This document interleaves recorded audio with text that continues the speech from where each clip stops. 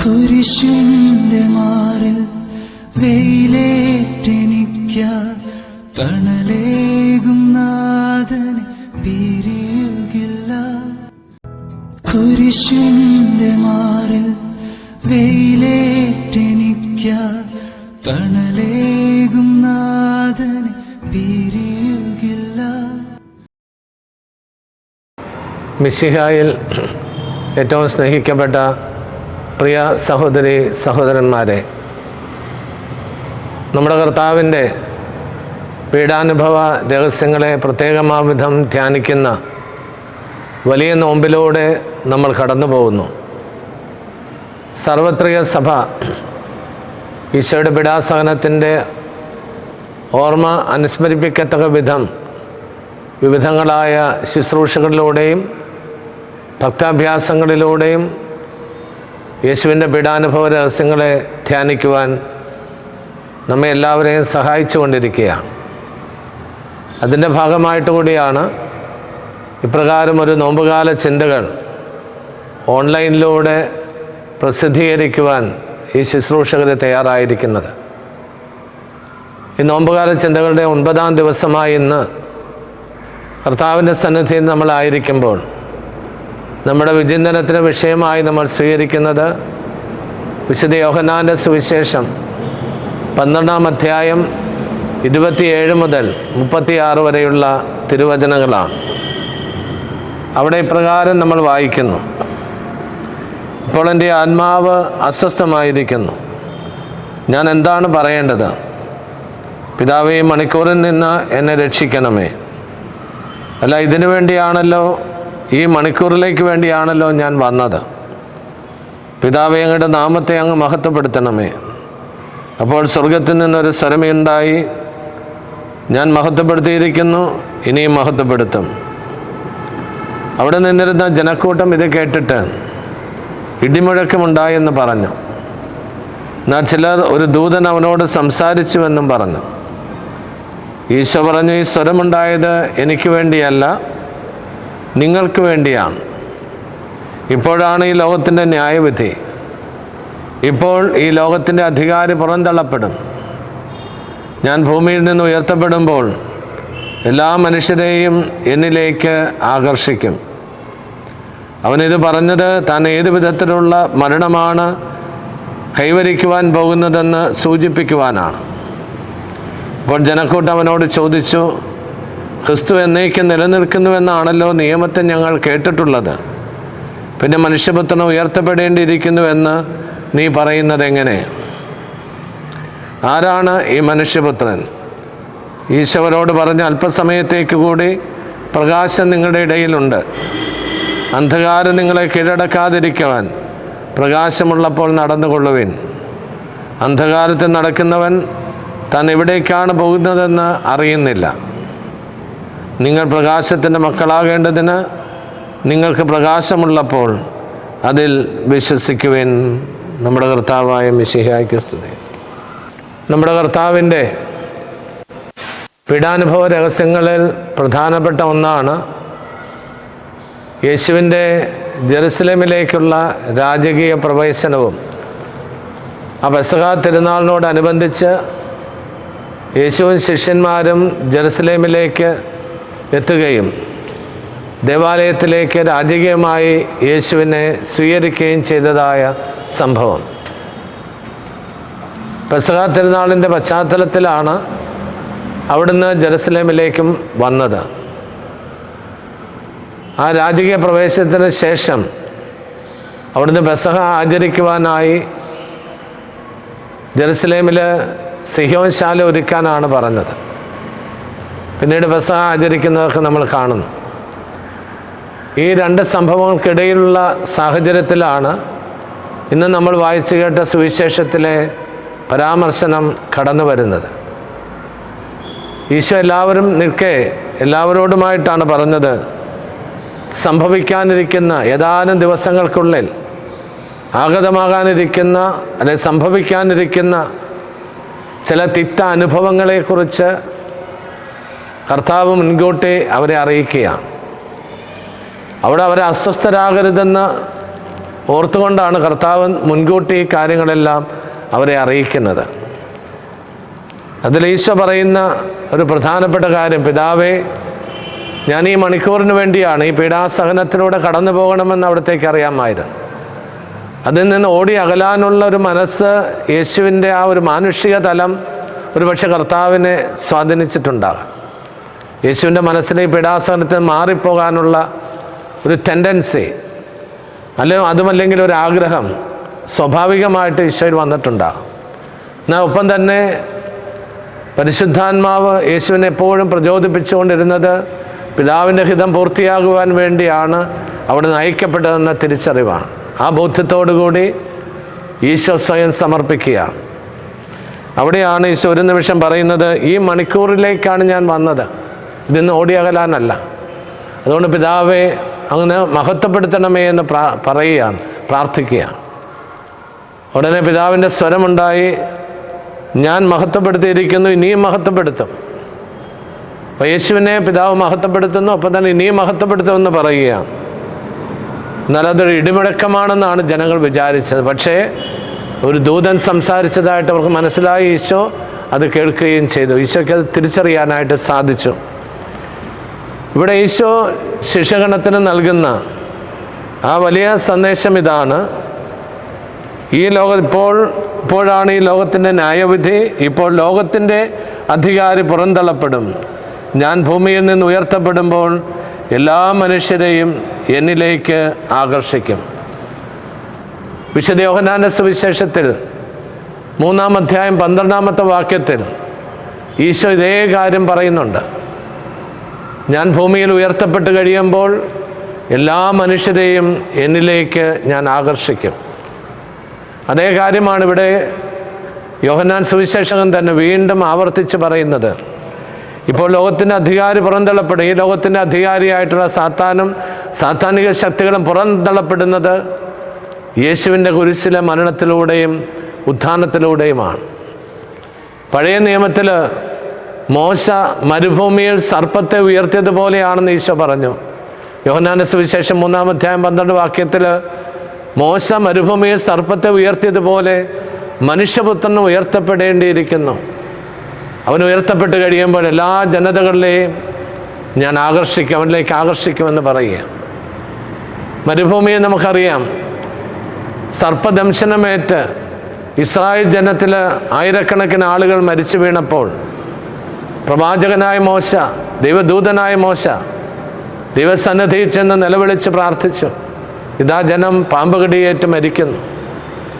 ആ അവസരത്തിലാണ് ദൈവമായ കർത്താവ് മോശയോട് പറഞ്ഞു, നീ പിച്ചള കൊണ്ട് ഒരു സർപ്പത്തെ ഉണ്ടാക്കി ഒരു വടിയിൽ കെട്ടി അത് ഉയർത്തി നാട്ടാൻ പറഞ്ഞു. എന്നിട്ട് കർത്താവ് പറഞ്ഞു, സർപ്പദംശനമേറ്റവർ ഈ പിച്ചള സർപ്പത്തെ നോക്കിയാൽ അവരുടെ വിഷമിറങ്ങിപ്പോകും, അവർ മരിക്കയില്ല എന്ന് പറഞ്ഞു. അത് വലിയൊരു അടയാളമായിരുന്നു, മരുഭൂമിയിൽ ഉയർത്തപ്പെട്ട സർപ്പം.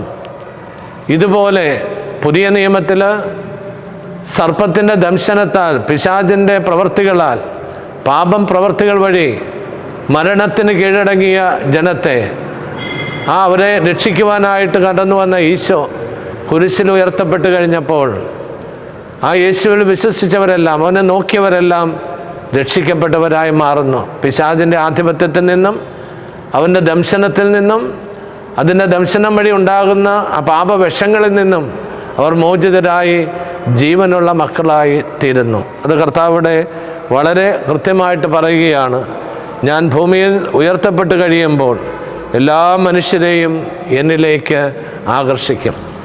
അപ്പോൾ ഈശോ അനുഭവിക്കാനിരുന്ന പീഡാസഹനത്തിൻ്റെ ഏറ്റവും അടുത്തെത്തിയ സാഹചര്യത്തിലാണ് ഈശോ ഇത് പറഞ്ഞത്. സുവിശേഷകൻ അതിന് വ്യാഖ്യാനവും കൊടുക്കുന്നുണ്ട്. ഈശോ ഇത് പറഞ്ഞത് താൻ ഏത് വിധത്തിലുള്ള മരണമാണ് കൈവരിക്കാൻ പോകുന്നതെന്ന് സൂചിപ്പിക്കുവാനാണ്. അവിടെ യോഹന്നാന് പിന്നീട് കുരിശിൻ ചുവട്ടിൽ നിന്ന യോഹന്നാന് ഈശോയുടെ വചനങ്ങൾ ചെവികളിൽ മുഴങ്ങി.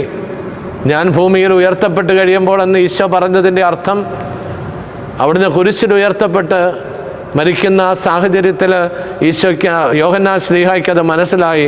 ഈശോ പറഞ്ഞതിൻ്റെ അർത്ഥം ഇതാണ്. അതുകൊണ്ടാണ് വ്യാഖ്യാനം എഴുതിയിരിക്കുന്നത്. യോഹന്നാനാണ് സുവിശേഷത്തിൽ ചില വാക്കുകൾക്ക് വ്യാഖ്യാനം കൊടുക്കുന്നത്. ഇവിടെ അത് കൃത്യമായിട്ട് പറയുകയാണ്. എന്നിട്ട് ഈശോ പറയുന്നു, ആ യേശുവിൽ വിശ്വസിക്കുന്നവർക്ക് ജീവനുണ്ടാകും. മരുഭൂമിയിൽ ഉയർത്തപ്പെട്ട പിച്ചള സർപ്പത്തെ നോക്കിയവർ രക്ഷിക്കപ്പെട്ടതുപോലെ കുരിശിൽ ഉയർത്തപ്പെട്ട യേശുവിൽ വിശ്വസിച്ച് ആ യേശുവിനെ അനുഗമിക്കുന്നവർക്ക് ജീവനുണ്ടാകുമെന്ന് ഈശോ മുൻകൂട്ടി വാഗ്ദാനം ചെയ്യുകയാണ്. യോഹന്നാന്റെ സുവിശേഷത്തിൽ തന്നെ 1-ാം അധ്യായം 14-ാം വാക്യത്തിൽ നമ്മൾ കാണുന്നുണ്ട്. ഇതേ കാര്യം യോഹന്നാൻ പറയുന്നു. അവനിൽ വിശ്വസിച്ചവർക്കെല്ലാം, ദൈവപുത്രനായ യേശു ക്രിസ്തുവിനെ സ്വീകരിച്ചവർക്കെല്ലാം ദൈവമക്കളാകാൻ അവിടുന്ന് വരം നൽകി.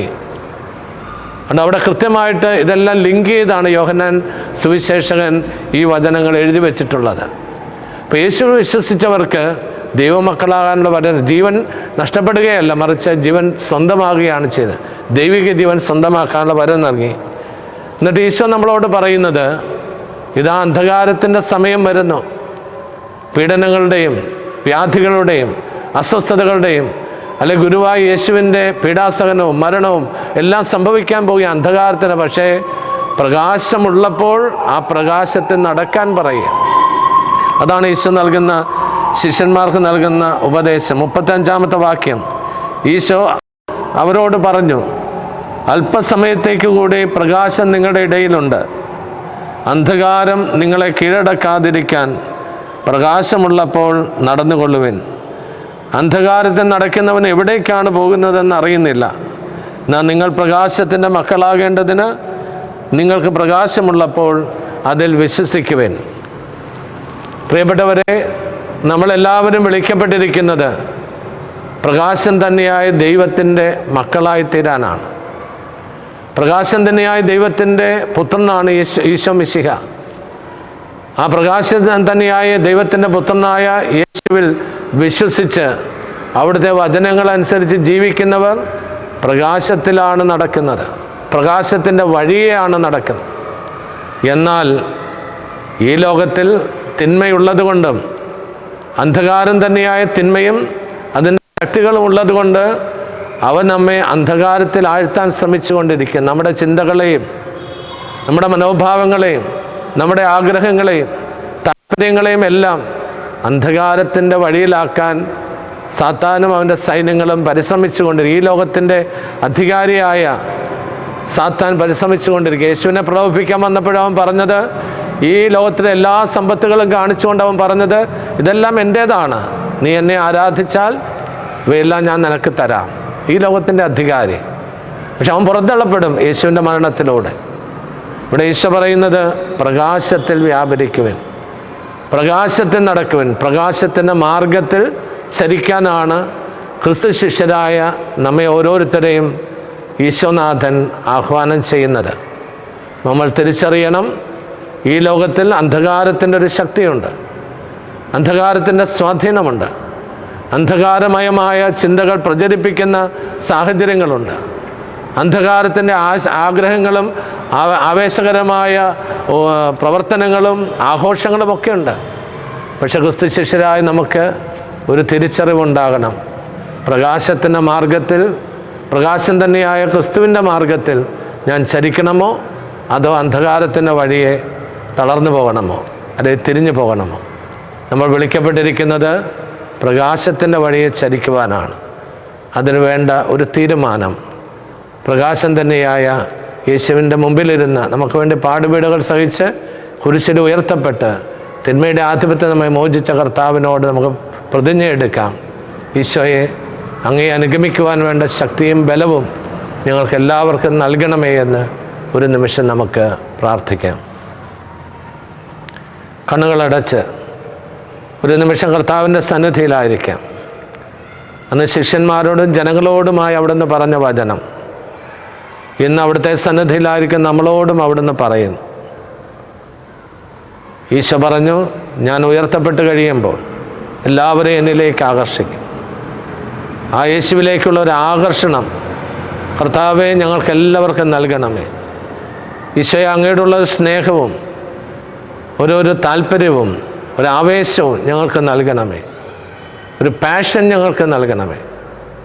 കർത്താവായ ഈശോയെ, പ്രകാശം തന്നെയായ അങ്ങ് ഞങ്ങളെ പഠിപ്പിച്ച മാർഗത്തിലൂടെ നടക്കുവാൻ അങ്ങയുടെ ദിവ്യ ഉപദേശങ്ങൾ അനുസരിച്ച് ജീവിക്കുവാൻ ഞങ്ങളെ സഹായിക്കണമേ.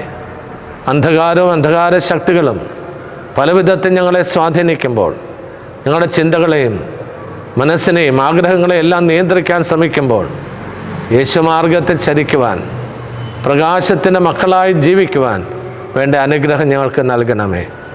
കർത്താവെ, അതിന് വിരുദ്ധമാകുന്ന എല്ലാ ശക്തികളിൽ നിന്ന് ഇപ്പോൾ ഈ വചനം കേട്ടുകൊണ്ടിരിക്കുന്ന എല്ലാവരെയും മോചിക്കണമേ എന്ന് പ്രാർത്ഥിക്കുന്നു. അവിടുത്തെ പരിശുദ്ധാത്മാവിൻ്റെ ശക്തിയാൽ എല്ലാ അന്ധകാര ശക്തികളിൽ നിന്ന് ഇവരെ കാത്തുകൊള്ളണമേ. അങ്ങയുടെ കൃപയാൽ പ്രകാശത്തിൽ നടന്ന് നിത്യപ്രകാശമായി അങ്ങയിൽ എത്തിച്ചേരുവാൻ ഞങ്ങളെല്ലാവരെയും അനുഗ്രഹിക്കണമേ, ഇപ്പോഴും എപ്പോഴും എന്നേക്കും. ആമേൻ.